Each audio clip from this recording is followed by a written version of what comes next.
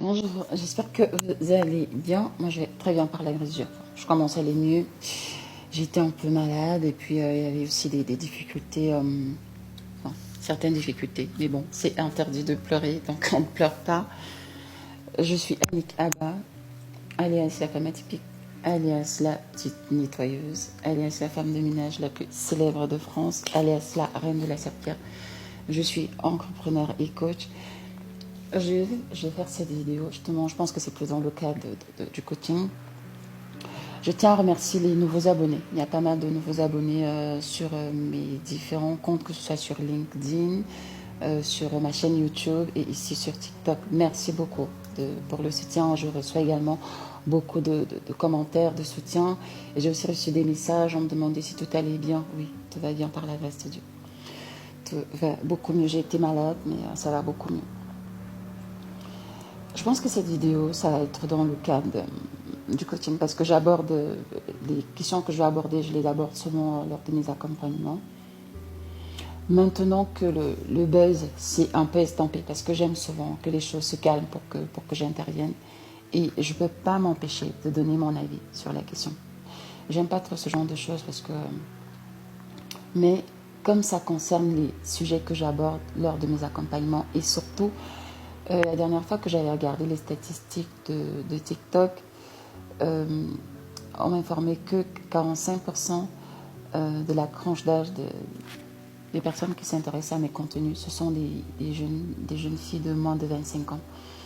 Et forcément, ça me discipline dans mes contenus, ça veut dire que ça doit être des contenus éducatifs parce que j'aurais aimé, quand j'avais 20 ans, qu'on m'explique certaines choses, qu'on me dise par exemple que le fait qu'on me disait déjà à l'église que je devais préserver ma virginité, c'était pour mon bien, c'était pour m'éviter de me retrouver en train de mener la vie de débauche et toutes les saletés que j'ai eu à faire. J'aurais voulu qu'on m'explique, mais tout ce qu'on me disait c'était que non, préserve ta virginité jusqu'au mariage sans m'en dire plus. Mais en réalité, se préserver, que ce soit l'homme, que ce soit la femme, ça vous préserve vous en fait. En fait, c'est pour votre bien. Je voudrais parler de Vanessa et de son Vanesso. Vous savez, les Vanessa et les Vanesso, il y en a de plus en plus. Et il y en aura davantage. On a juste vu celle-là et celui-là parce qu'ils sont célèbres. Je vais faire un mot inclusif. Je m'y retrouve forcément parce que ceux qui me suivent savent que c'est à mes 24 ans que j'avais décidé de commencer à mener la vie de débauche. Et donc forcément, qui dit vie de débauche dit mauvais choix. Et qui dit mauvais choix, de toute façon, tous les choix que nous faisons dans la vie ont des avantages et des inconvénients. Et puisque j'appartiens à cette génération de personnes qui ont décidé de faire de leur corps ce qu'ils veulent, de ne pas devoir rendre des comptes à qui que ce soit, de pratiquer la philosophie de qui sommes-nous pour juger. On est des femmes fortes et des boss ladies. On n'a plus besoin des hommes. Le premier mariage de la femme, c'est son travail, donc c'est son argent. Les femmes fortes, voilà. On est vraiment dans cette mouvance-là, les féministes et machin, tout on ne sait pas trop où on y va. Le mariage, le mari de la femme, c'est ses doigts, c'est son gourde, et la femme du mari, c'est quoi là? C'est le savon. L'homme n'a plus besoin de la femme n'a plus besoin de l'homme. On est interchangeable maintenant. C'est vraiment, c'est le melting pot. On ne sait plus trop où on va. Et donc forcément, quand on choisit de vivre comme ça, on ne doit pas être surpris des conséquences.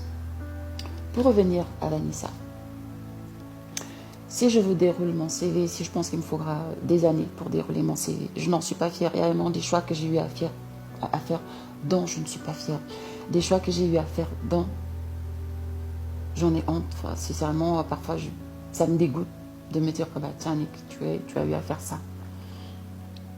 Mais à un moment, j'ai pris conscience et je m'efforce au quotidien d'être une meilleure version de moi-même. Donc quand je viens parler aux jeunes en leur disant faites attention, préservez-vous, essayez de vous discipliner, je sais de quoi je parle. J'ai peut-être pas eu à faire certaines saletés, mais celles que j'ai eu à faire ne me rendent pas fière de moi. Et puis je pense que toutes les saletés se valent. On va pas rentrer dans le jeu de non et à péter les forts péchés, les petits péchés, le machin truc. Pour moi, la saleté, c'est la saleté. Quand vous décidez de faire un premier enfant, ça peut arriver par accident, machin, ok, on se crame la première fois. La deuxième fois, un autre vient. Oui, on peut encore se dire qu'il est venu vous embobiner, vous a raconté, vous a sorti des beaux discours, c'était un beau parleur. Vous êtes encore fait avoir. Mais vous ne pouvez pas répéter la même chose 3 fois. Ça veut dire qu'il y a déjà un sérieux problème. On est dans un pays, ou alors on est dans un continent où la pilule, les moyens de contraception, on peut en avoir comme... c'est aussi facile d'en avoir que d'aller acheter une baguette dans un magasin, dans une boulangerie. Donc, quand vous avez déjà 2 enfants de 2 pères différents, la première chose à faire, c'est d'aller vous faire placer, je ne sais pas trop, un implant pour au moins 5 ans. Et quand le prochain vient, vous lui dites clairement que soit tu m'épouses, je ne fais pas d'enfant avec toi si tu ne m'épouses pas. C'est à prendre ou à laisser. Et tu lui dis, j'ai appris de mes erreurs, je ne veux pas reproduire la même erreur une 3e fois.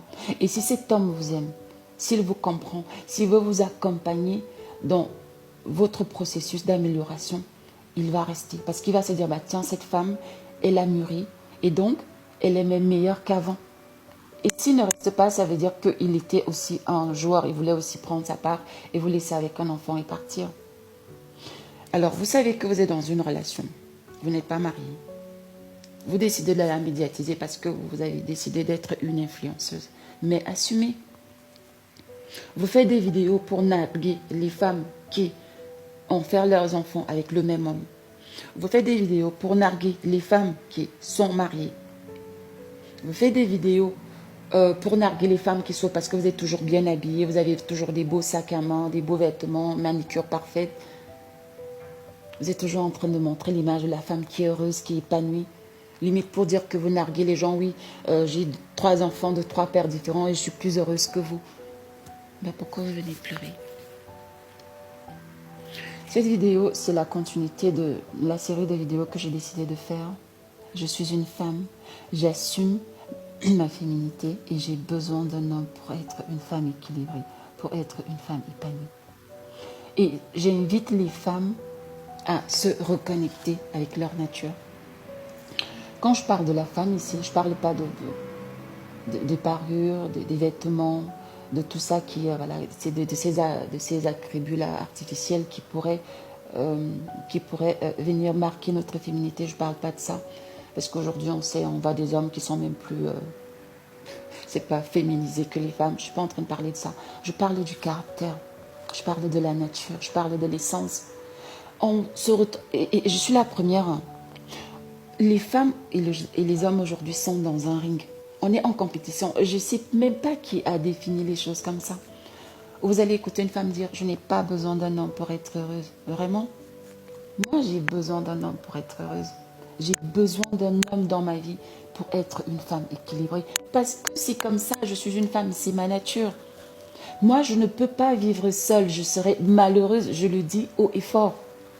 Je serais malheureuse. J'ai besoin d'une épaule, j'ai besoin d'un coéquipier, j'ai besoin d'un binôme pour élever mes enfants, pour supporter les challenges du quotidien. Moi, vraiment, je le dis haut et fort, moi, je ne suis pas une boss lady. En tout cas, votre définition de boss lady, elle ne me sied pas. Elle ne me correspond pas. J'abdique clairement, moi, je ne fais pas partie de ces boss lady qui se définissent boss lady parce qu'elles élèvent seules leurs enfants.